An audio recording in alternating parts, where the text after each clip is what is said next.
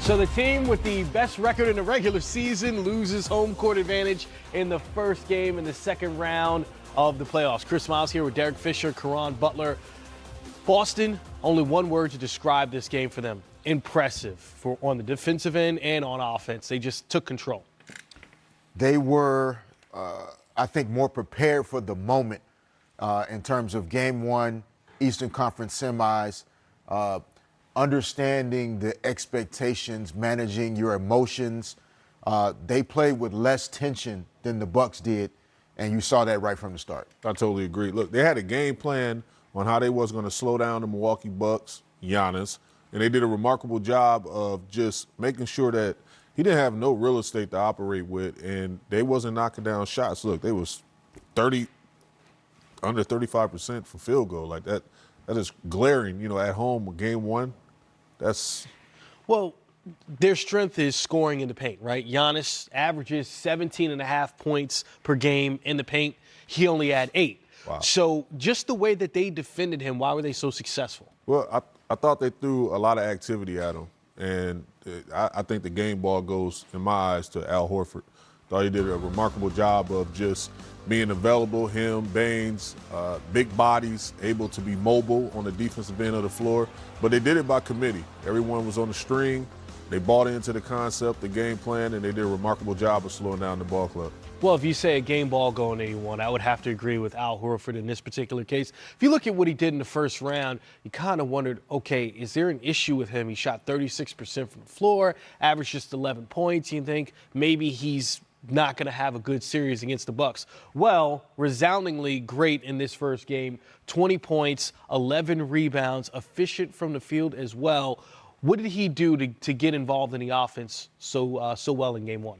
Well, I think against the Milwaukee Bucks, in particular, the starting unit, first quarter, third quarter with Brook Lopez on the court, pick and pop situations are really tough for the Bucks to handle.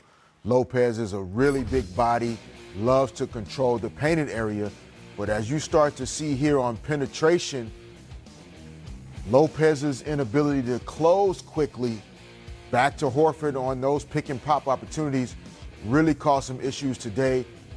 Giannis here at the 5, even in the screen roll situation. Kyrie Irving doing a great job, really penetrating just to draw the defense, kicking that ball back to Horford, knocking down mid-range shots here. And again, Brook Lopez trying to do his job. Kyrie Irving was really good today.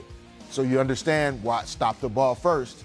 But the Bucks have some decisions to make about getting back to Horford after that ball is kicked to him in those screen roll situations. Yeah, I think it's going to have to be a full rotation on that backside when you have Al Horford in any type of pick and roll. You got to get over there to him.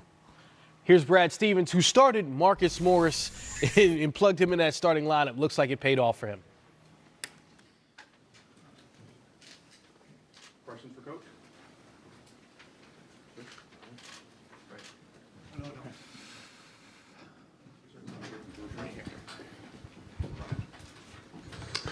Brian Robb, Boston Sports Journal. Brad, you went to Marcus Morris to start there. What were you thinking behind that, and how do you think that group looked together? I thought the group started the game, got good looks, played well together, and then started the second half really well together. I think Marcus's size and yet the skill and ability to play in a smaller fashion made the most sense. Also wanted to keep Gordon coming off, and so we could, play through some of his actions when those other guys went to the bench. So we'll see how it looks when we go back and look at it on film. But obviously, I thought it was good. Mark Murphy, Boston Herald. Brad, you guys have managed Al's knee all year.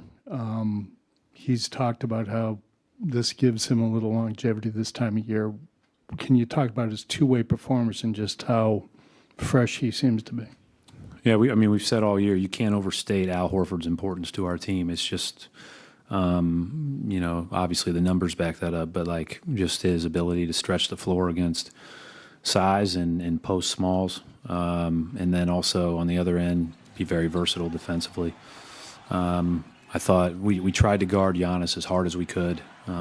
He still ended up with 22 points and made a bunch of threes there in the second half. But, that's a team collective effort. And, Al obviously, was assigned to him quite a bit, but I thought the whole team was cognizant of him. And we're going to have to look at it and see what we can do better. But Al is obviously a huge part of our team. And I'm thankful for the long periods of time in between timeouts in the fourth quarter. Josie Pavone, WEEI, and CLNS Media. Brad, just an update on Aaron Baines. Aaron Baines rolled his ankle. He was available to go back in, according to our training staff. Didn't put him back in, obviously. We'll see how he feels tomorrow. He's rolled it a few times in the last month, so we'll see how he feels. He's obviously an important part of our team, too. Brad, Paul Flannery, SB Nation. We talked before the game about Kyrie and the way he's been managing the game. How did you feel about the way he managed the game tonight, getting his shot, but also getting everyone involved? No, I mean, that's what he's got to do. I thought he was great, very efficient shooting the ball with the amount of attention on him. I mean, some of those shots in the first quarter were ridiculous as we made our run. And then I thought that when he drew two, he made the next right play. And I thought we all did a much better job than our last regular season game here of doing that. And we're going to have to continue to do it. I mean, those guys are going to draw a lot of attention on drives and on pick and rolls and those type of things. But I thought Kyrie played well.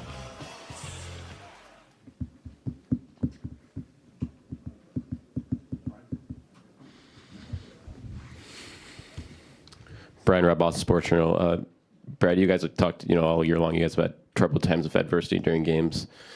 Just to, you guys had the early 15-point lead, give that back. How encouraging was it to see the way you guys came out in the second half to kind of respond to that? Yeah, I thought we had a few moments at the end of the regular season that said we were headed in the right direction, but you never get that feeling until you really get into the playoffs and things start going against you. I did think we showed that against Indiana, both at home and on the road.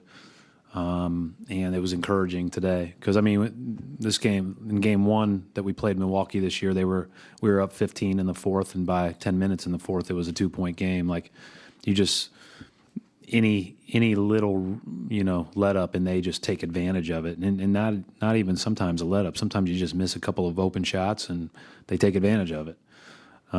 So we were fortunate to be up 2 at halftime, and I thought we came out of the gates well in the second half and played well from there on out. But this is a hard team to play against, and that wasn't their best game. And we're going to have to be awfully good on Tuesday, and we know that. Brad, Steve Belpet, Boston Herald.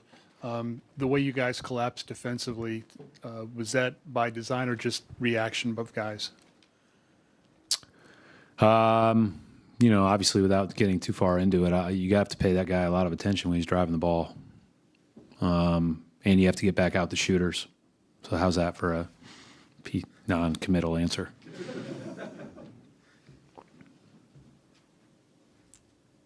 Thanks. Kyrie and Al will be coming down from the Celtics. Who's going to be up next? So looking at the Bucks offense and why it was so stagnant, they're missing a key guy, and that's their 50-40-90 guard and Malcolm Brogdon, former Rookie of the Year.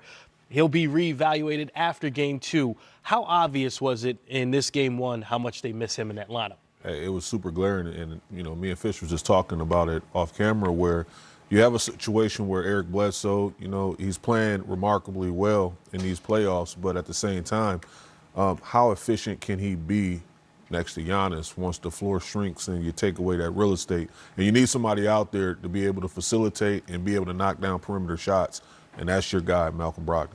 I think he also, on the defensive end, I think Karan is correct in terms of Milwaukee's floor spacing offensively, being a little tight with Bledsoe and Giannis on the court at the same time with a smart defensive team like Boston. But Brogdon's defensive ability and his size and physicality containing Kyrie Irving, that would have been key as well. Some of the shots that Brad Stevens talked about Kyrie hitting early, some of those turnarounds over the top of Bledsoe and some other perimeter players, Brogdon has a good size, and Kyrie would not have been able to back him down as easily to get some of those looks. Coach Mike Budenholzer at the podium now. I think both ends of the court, we're going to have to be a lot better. Credit to Boston. Individually and collectively, they played well today. We didn't. So between now and Tuesday, we'll look at the film, find ways where we can get better defensively, get better offensively, and look forward to being better on Tuesday. Eric named The Athletic, but how do you try to get Giannis loose? Obviously, he had a rough go of it tonight. How do you try to get him loose going into game 2? Well, Giannis, as great as he's been this year, he hasn't been perfect every night. He's hard on himself, so there's probably some point I'm just going to put my arms around him and tell him, you're going to be great.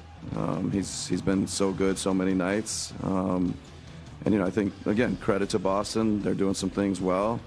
But I think, Giannis will play better, and, we'll work. We'll look at some things between now and Tuesday, and I'm sure he's looking forward to Tuesday just like we are. Kane Pittman with a pick and roll. Early in the game, it sort of dug yourself a bit of a hole where the Celtics could get on top of you. When you look at the shooting numbers, obviously it's not pretty, but did you like what you saw from offense early in terms of the shots you were getting, or what did you see to start the game? A little bit of both. There's times when the offense was, not producing the kind of shots and opportunities that you'd like. And then there were, just like in any game, when you get a good look, you get open opportunities, you kind of need to capitalize on them. And we didn't do a good enough job of making open shots. And then there were probably too many possessions where we didn't generate really good shots. In the second half especially, were there points where you thought the guys weren't taking open shots, they were hesitating and not really just taking the shots that you would want them to take? There may, just like anything, there may be a couple examples. Obviously, we got called for a couple of travels where we pump faked. And, generally speaking, all year we've been telling them to let it fly and shoot it. And this series isn't any different. There's probably more of an emphasis on you got to take open shots. You got to really let it fly. But it didn't stand out to me the second half that we were, hesitant or not shooting it when we were open. We've talked all season about when Bledsoe's great, you guys are great. Obviously tonight he plays just 25 minutes. What do you see from him, and I guess maybe his struggles tonight? Yeah, he was close to just his normal rotations, and it's a 20-point game. We didn't go back to him to finish. So, I thought he, attacked. He created some open threes for us. They're coming late on our drives. And again, I thought he created a couple open threes or several, got to the free throw line some. So, I think, again, he makes one or two of his open threes, and maybe that opens things up for him more, for us more. But, I think he'll be looking forward to Tuesday just like the rest of us. Tom Oates, Wisconsin State Journal. This isn't you haven't had very many of these kinds of losses this year. What do you expect to be the key things in recovering from this and getting over it and getting on with? Well, I think the biggest thing, our group's character has always shown. This year, whenever we haven't played well or we've come off a loss, the response has always been very good. So we expect the same thing, the competitiveness of our group, the character of the group. This is when it's tested. This is when it shows. John Corrales, MassLive.com. Defensively, what did you see, especially when the Celtics were getting a lot of those cuts off of their spacing? Yeah, there was a couple times where, I think, one, we probably overshifted, lost sight of our man. They moved well without the ball. A lot of tension on their pick and rolls with Irving and Horford. So, I think, there was a couple of them, but generally I don't think that was our issue tonight. What did you think about Al Horford's impact on today's game? Yeah, thought Al was good. Just like with everything else they did, it started with his defense. He was, I think, pretty disciplined and showing his hands and being physical, but, we didn't get very many calls on drives. So defensively he was good. He made enough shots offensively, facilitates as a passer. Generally, they played well, including Al. I think the entire week we talked about the pick and pop, and obviously you saw a lot of it. How do you feel like you guys defended and adjusted to it as the game went on? Yeah, we'll obviously look at it a lot in the film and just see, how much it hurt us, how many they're getting to, what we need to do differently, if anything. And, that'll be just like it was an emphasis coming into game one, it'll be an emphasis going into game two. There was a lot of talk about the rotation before the game, and I think, sort of as you said, the minutes were sort of as they have been across the board. Is Tony Snell a guy? I know that the injury was obviously unfortunate timing, but is he a guy that maybe works his way into this rotation? We certainly have a lot of confidence in Tony. It's great that I think he is getting stronger and healthier, but we'll look at the film and we'll see if we need to change the rotations. That's not what pops to the top of our list of probably things that we need to do better. Thanks, bud. All right, thank you.